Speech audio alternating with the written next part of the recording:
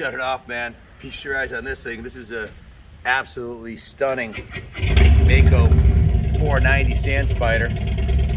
Chrissy.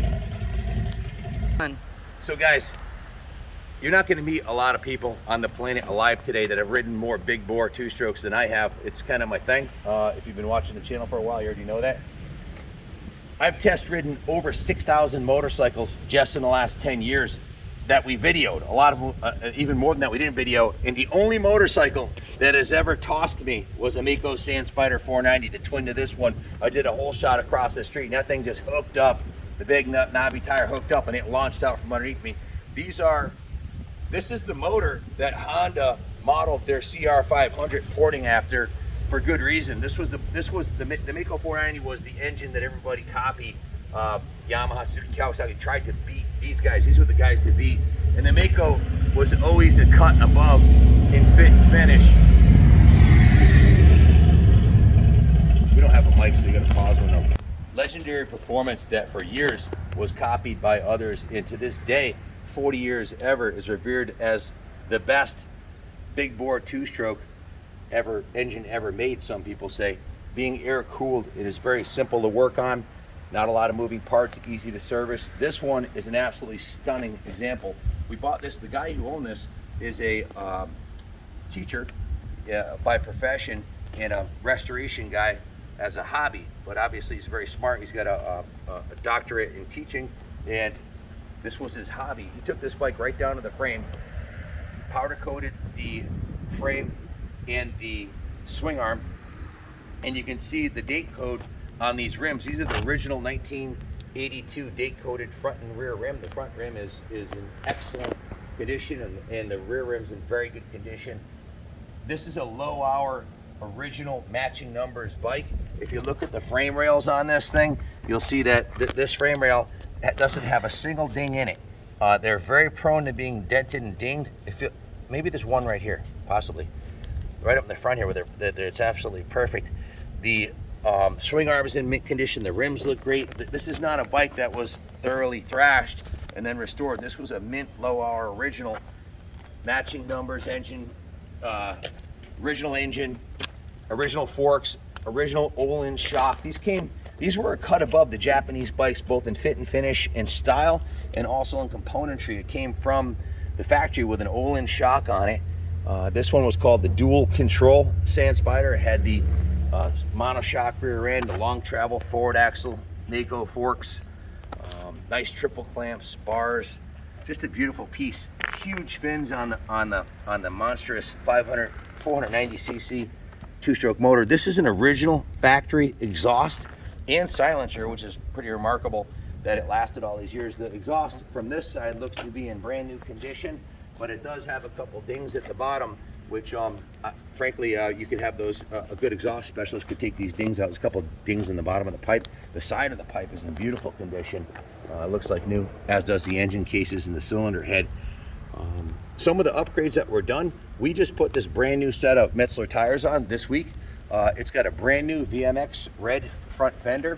It's got a brand new front number plate. It's got a brand new Mako crossbar pad. It's got new Magura aluminum brake and clutch levers. It has the Terry cable protectors on the brake and clutch. It's got a brand new set of 801 grips. It's got a new set of handlebars. Guys, this is the original 40-year-old Mako Tank with the Mako insignia on the bottom. This is not a reproduction. It's in beautiful condition. And this is the original factory saddle. More proof that this is a very low hour original, which is what you want. You don't want a turd that's been hammered with, played out gears and everything. The more hours they have, the worse they are. This is a brand new side panel. The rear fender is brand new. The other side panel number plate is new. Just beautiful set of graphics on here, made by my girlfriend Chrissy Steiger behind the camera.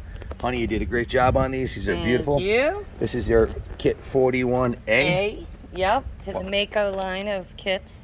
That's awesome. So Steiger graphics. These are all done in the style of the original, like a replica, but it's what we call an OEM plus. It's not exactly the same.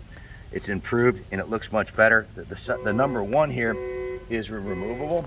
Number one is removable. So if you want to take that off and put your number on there, if you're going vintage racing, you can. If you want to display the bike, it's cool to have the number 1 on there. You can see it has the Sand Spider logo, the Metzler with the elephant with the trunk up for good luck, the Mako logo on the side, and you can see it's got a new Metzler rear tire also. We just put the brand new gold chain on, the original sprockets in mint condition. The Olin shock spring was repainted. I think it was just spray painted. It wasn't powder coated. You can see it's got a brand new set of upgraded pegs on here.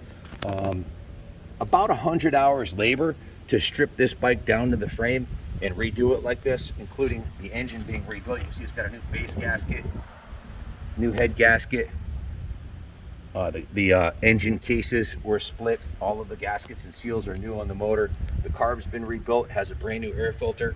So about 100 hours shop labor. Any reputable shop is going to charge minimum 90 bucks an hour. We're charging 120 now an hour.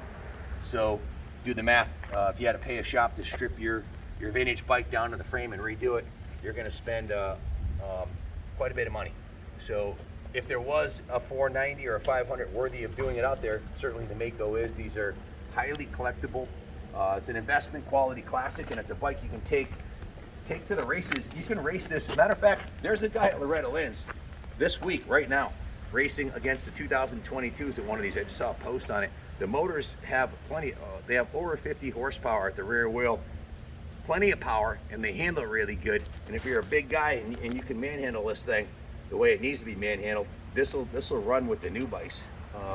Might be a little bit more work, but you can see it's got the Magura 312 Duro throttle assembly on there. I believe that's the original throttle assembly also. Just a beautiful piece.